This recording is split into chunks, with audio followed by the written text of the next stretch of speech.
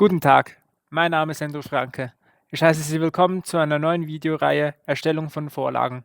In diesem ersten Video werde ich Ihnen eine Einführung in die Vorlagen geben und in dem Rahmen auch eine einfache Vorlage erstellen. So, wir beginnen ausnahmsweise nicht in Times and the Legal, sondern hier in einer kleinen Übersicht. Ich möchte Ihnen zeigen, was es denn für Vorlagen geben kann, was Times and the Legal alles kann. Sie können zum einen an einen ganz einfachen Serienbrief aufsetzen, eine Vorlage dafür. Da ist dann schon das Briefpapier hinterlegt, die Adresse des Kontakts wird jeweils automatisch reingeholt, also Sie brauchen das nicht immer wieder neu einzugeben. Das kommt automatisch rein. Ebenso der Ort und das Datum, die Anrede spezifisch für den jeweiligen Kontakt und der Schlussteil des Briefs. Sie brauchen dann wirklich nur noch den Text zu schreiben. Ebenso sind auch kompliziertere Vorlagen möglich, wie beispielsweise eine Honorarrechnung. Nebst dem Briefpapier, der Adresse, die reinkommt, gibt es ja da auch dann Beträge, die berechnet werden müssen. Das wird alles automatisch gemacht, wenn man die Vorlage dazu macht, und dazugehörig sendet man in der Regel ja auch noch einen Einzahlungsschein, ebenfalls kann dieser in der Vorlage hinterlegt werden. Dann kommen wir zu dieser Vorlage hier, Adressliste. Wenn Sie Times and the Legal nutzen, können Sie ja auch, haben Sie ja auch Ihre Kontakte unter Adressen abgelegt, und wenn Sie dort in einem Fenster beispielsweise mehrere Kontakte anwählen und diese gedruckt haben möchten, eben in einer Adressliste, können Sie das tun, und das Tolle dabei ist, dass Sie dann diese Vorlage eben ganz spezifisch für Sie einstellen können. Also da können dann Informationen in den jeweiligen Spalten stehen, die für Sie relevant sind. Das ist auch sehr nützlich. Kommen wir zu dem Bild hier, das soll die Vorlage für die Etikette darstellen. Also Sie können ja auf den Briefumschlag so eine Etikette von einem Sticker, so eine Sticker-Etikette draufkleben mit den Kontakten, wie sie hier stehen. Und dafür gibt es ja Etikettenbögen. Und für diese Etikettenbögen können Sie ebenfalls Vorlagen erstellen. Das kann auch sehr nützlich sein. Das waren jetzt alles für die Write-Vorlagen, also Vorlagen, die Sie eigentlich direkt im Programm machen können mit Times and the Legal. Sie können aber auch gerne das unter Usern beliebte Word nutzen. Auch dafür kann man Vorlagen machen. So, wir sind wieder in Times and the Legal. Die Frage jetzt, wo sind denn diese Vorlagen? Wie komme ich überhaupt zu denen? Grundsätzlich kommen Sie immer zu Vorlagen, wenn auch eine Adresse in der Nähe ist. Also das heißt, wir sind jetzt hier im Bereich Adressen unter Mandanten. Hier kommen Sie zu den Vorlagen über dieses Druckersymbol. Da kommt ein Fenster mit allen Vorlagen drin. Die können Sie auch noch nach Kategorien filtern. Wie Sie neue Kategorien anlegen und die Vorlagen diesen Kategorien zuweisen, werde ich später im Video noch zeigen. Aber hier sehen Sie jedenfalls alle, und Sie sehen, ich habe jetzt hier den Bürger Pascal angewählt, und wenn ich jetzt auf Brief gehe, Entwurf, dann zeigt es mir hier einen Brief an, einen ganz einfachen Brief an den Herr Pascal Bürger. Das war eine Variante, wie Sie zu diesem Fenster kommen. Eine andere Variante ist, Sie sind jetzt bereits hier drin im Dossier und Sie möchten einen Entwurf machen.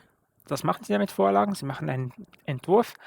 Dann können Sie hier über dieses Plus-Symbol ebenfalls einen Entwurf erstellen, beziehungsweise kommen zu diesem Fenster mit den Vorlagen. Sehr ähnlich sieht es dann auch aus bei der Mandatsmappe. Da haben Sie auch Entwürfe Archiv, und unter Entwürfe mit dem Plus kommen Sie wieder zu diesem Fenster. Das Tolle hierbei ist noch, hier haben Sie noch verbundene Kontakte. Das heißt, wenn Sie jetzt einen Brief beispielsweise an die Gegenpartei machen möchten mit einer Vorlage, dann können Sie das ebenfalls tun und Sie haben hier dafür das Druckersymbol. So, kommen wir zum Vorlagen erstellen. Eins vorab, es sollten nur wenige bestimmte Leute in Ihrer Kanzlei den Zugriff, die Berechtigung haben, Vorlagen zu erstellen und zu bearbeiten, sonst laufen Sie Gefahr, dass schnell ein Chaos entsteht. Nun, wenn man eine Vorlage erstellen möchte, muss man irgendwie, ich habe Ihnen jetzt 3 Möglichkeiten gezeigt, in dieses Fenster kommen, wo man alle Vorlagen sieht. Dann geht man hier auf dieses Zahnrad und auf Neue Vorlage. Wir spielen jetzt das Szenario durch, dass unsere Kanzlei umziehen möchte und wir dafür einen Serienbrief aufsetzen. Deshalb nenne ich diese Vorlage hier Kanzleiumzug. So, dann als allererstes kommt hier, würde hier die Adresse des Kontakts hinkommen, also eine Variable. Das heißt, dafür brauchen wir einen Ausdruck, das fügen wir hier ein mit Einfügen für die Write-Ausdruck und dann wählen wir hier links Etikette Hauptadresse. Doppelklick, kommt es in dieses Feld hier. Wenn es in diesem Feld steht, kann man auf OK drücken. Wenn hier nichts im Feld steht, weil man nur einmal drauf geklickt hat beispielsweise, dann wird es nicht übernommen. Also es muss hier in diesem Feld stehen, sonst wird es nicht eingefügt. Dann, ich blende mir hier gerne noch diese Zeichen ein, damit ich weiß, wie viele Zeilenumbrüche ich gemacht habe. Dann der Ort, Luzern, Datum, ich habe den 30. September 2021. Kanzleiumzug. Dann kommt wieder ein Ausdruck rein. Da kommt ja die Anrede jetzt hin. Wichtig, wählen Sie hier nicht Anrede, weil dann kommt nur die Anrede an sich ohne Namen. Wir brauchen die Briefanrede. Und dann kommt hier der Text rein. Den habe ich schon vorbereitet. Kann ich hier nur noch kopieren.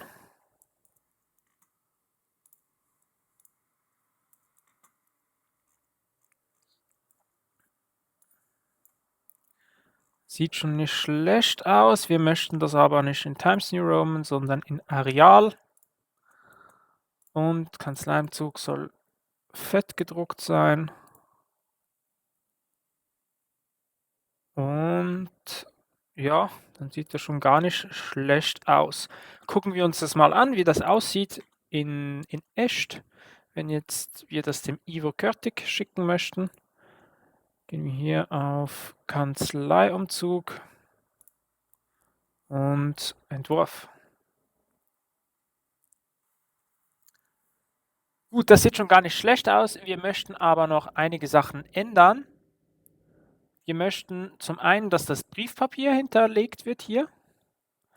Und wir möchten, dass Ort und Datum hier mit einem Tab-Stop eingezogen werden. Also ungefähr hier steht. Und wir möchten Ort und Datum ebenfalls mit einem Ausdruck reinnehmen, damit das dann eben auch angepasst wird. Wenn ich das jetzt im Morgen verschicken würde, so würde hier immer noch 30. September stehen. Das möchten wir natürlich nicht, das soll sich auch anpassen. Das können wir verwerfen. Gehen wir hier nochmal rein, bearbeiten. Dann als erstes Briefpapier. Da wählen wir jetzt hier Standard an. Also ich bin hier über Ausgabeoptionen, dann hier auf hinterlegtes Briefpapier Standard. Wichtig, es kann auch sein, dass das hier vielleicht eingeklappt ist. Hier einfach dann auf dieses Dreieck drücken. Dann wird das hinterlegt. Sieht man jetzt hier noch nicht, aber ich zeige es dann nachher im Beispiel beim Ivo Körtig. Und jetzt haben wir gesagt, machen wir hier noch einen Einzug. Das kann man eigentlich analog wie in Word machen. Wir müssen in der entsprechenden Zeile sein und wir drücken dann hier einfach in den Lineal rein. Wir möchten das jetzt hier bei 9 haben und dann macht man hier einen Tab rein. Voilà. Dieser Ausdruck wird ersetzt, habe ich gesagt. Da kommt jetzt normalerweise würden Sie jetzt wahrscheinlich hier reingehen auf 4D-Write-Ausdruck. Das ist gut gedacht, aber das Problem ist, dass 4D-Write leider keinen passenden Ausdruck dazu hat. Deshalb haben wir noch unsere eigenen Ausdrücke gemacht. Die finden Sie hier in der unteren Zeile vom Menüpunkt. Ausdrücke fügen Sie ein, General Insert oder Generic Insert, wie auch immer. Kommt hier als erstes Argument Letter Date rein und das zweite Argument ist die Sprache DE für Deutsch. Einfügen und dann wird das hier eingefügt. So, habe ich etwas vergessen? Nein, etwas habe ich vergessen. Weil das Briefpapier hinterlegt wird, brauchen wir etwas mehr Platz. Deshalb muss ich das hier noch ein bisschen weiter nach unten machen, sonst sieht das ein bisschen blöd aus. So, okay, fügen wir das ein, Kanzleiumzug, Entwurf, dann sieht das so aus und das sieht schon ziemlich anständig aus, würde ich sagen.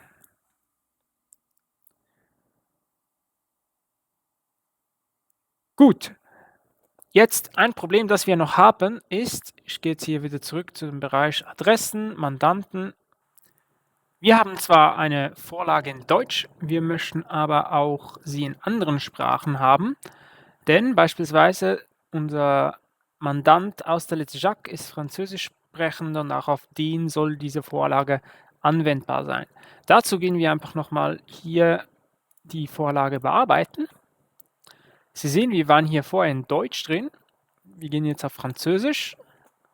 Da ist noch alles leer. Sie könnten hier natürlich genau gleich vorgehen, wie wir das bei Deutsch gemacht haben. Etwas einfacher ist aber, hier einfach alles zu kopieren und das dann bei Französisch einzufügen. Denn so haben Sie alle Ausdrücke schon drin und brauchen die nicht wieder über die Menüpunkte einzufügen. Und den französischen Text habe ich hier auch schon bereit. Kann ich hier einfach einfügen. Schnell den Titel übersetzen. So, dann haben wir das. Kann ich das wieder schließen. Und wichtig, dieser Ausdruck hier, unser eigener Ausdruck, dieser sprachspezifisch, also hier brauchen wir das noch von Deutsch auf Französisch zu ändern und dann haben wir das. Dann zeige ich Ihnen noch, wie Sie die Vorlage, wir sind jetzt eigentlich fertig mit der noch einer Kategorie zuordnen können. Hier oben sehen Sie, ist bisher noch nichts drin gewesen. Wir könnten das jetzt Allgemeines zuordnen, so wäre das jetzt bei Allgemeinem drin. Wir möchten jetzt aber noch eine neue Kategorie machen, speziell für diesen Fall. Wir nennen das hier fünftens, nehmen das unter fünftens rein und nennen das Infos. Okay? Jetzt wichtig, wir haben eine neue Kategorie gemacht, die ist jetzt hier aber noch nicht angewählt. Wir müssen die hier nochmals anwählen. Infos, so jetzt ist es zugeordnet. Wenn wir jetzt hier schauen gehen, alle Kategorien, Infos, voilà, Kanzleiumzug ist hier drin. Und wenn wir jetzt hier auf Entwurf gehen, sehen wir das Resultat und das sieht auch schon ziemlich gut aus. So, wir haben jetzt einen Serienbrief in Deutsch und Französisch erstellt und das Tolle ist, wenn Sie die Vorlage dann haben, können Sie hier dann mehrere Mandanten anwählen, theoretisch auch alle und dann hier mit dem Druckersymbol Ihre Vorlage auswählen und das dann gleich drucken bzw. archivieren. So, das war's zum ersten Video. Bis zum nächsten Mal.